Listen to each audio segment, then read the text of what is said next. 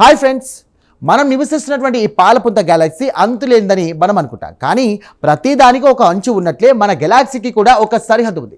ఇప్పటి వరకు ఆ అంచు ఎక్కడుందో ఎవ్వరికి సరిగ్గా తెలియదు. కానీ అంతర్జాతీయ ఖగోళ శాస్త్రవేత్తల బృందం తాజాగా మన గెలాక్సీ యొక్క అసలు అంచును కనిపెట్టింది. మనం అనుకున్న దానికంటే దగ్గరలోనే ఉన్నటువంటి ఆ సరిహద్దు రహస్యమేంటో ఇప్పుడు చూద్దాం. ఈ పరిశోధనను మాల్టా యూనివర్సిటీకి చెందినటువంటి డాక్టర్ కార్ల్ ఫిటేని నేతృత్వంలోని అంతర్జాతీయ శాస్త్రవేత్తల బృందం నిర్వహించింది.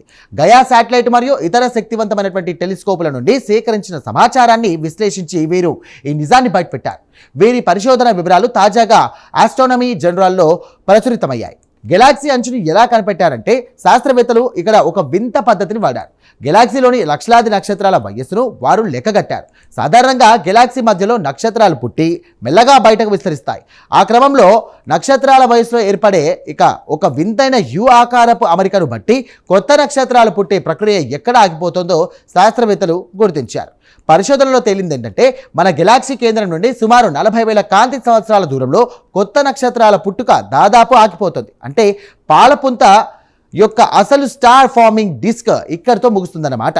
ఇది మనం గతంలో అంచనా వేసిన దానికంటే చాలా స్పష్టంగా దగ్గరగా ఉండడాన్ని విశేషం అంటారు. మరి ఆ సరిహద్దు దాటిన తర్వాత కూడా కొన్ని నక్షత్రాలు కనిపిస్తున్నాయి కదా, అవి ఎక్కడివి అంటే ఇక్కడే అసలైన ట్విస్ట్ ఉంది.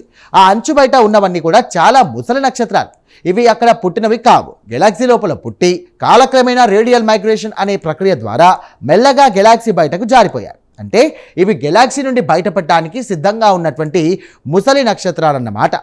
అసలు ఆ 40,000 కాంతి సంవత్సరాల దగ్గరే నక్షత్రాల పుట్టుక ఎందుకు ఆగిపోతుందంటే దీనికి గెలాక్సీ మధ్యలో ఉన్నటువంటి గురుత్వాకర్షణ శక్తి లేదా గెలాక్సీ అంచుల వద్ద ఉండే వంపుల కారణం కావచ్చంటూ కూడా శాస్త్రవేత్తలు భావిస్తున్నారు. మన గెలాక్సీ యొక్క అసలు రూపాన్ని అది ఎలా పెరిగిందో అర్థం చేసుకోవడానికి ఈ ఆవిష్కరణ ఒక పెద్ద మలుపు కాబోతోంది. చూసారుగా, మనం ఉన్నటువంటి గెలాక్సీకి కూడా ఒక హద్దు ఉంది. ఆ అంచు దాటితే అనంతమైన శూన్యం మనకు స్వాగతం పలుకుతోంది. భవిష్యత్తులో వచ్చే మరిన్ని టెలిస్కోపుల ద్వారా మన విశ్వం యొక్క మరిన్ని సరిహద్దులను మనం చూడబోతున్నాం. ఈ సరికొత్త స్పేస్ స్టోరీ మీకు నచ్చిందని ఆశిస్తున్నాను. దీనిపై మీ అభిప్రాయాలను కామెంట్ ద్వారా తెలియజేయండి. వీడియో నచ్చితే కనుక లైక్ చేయండి. వెంటనే మా ఛానల్ను సబ్స్క్రైబ్ చేసుకోండి. Thank you.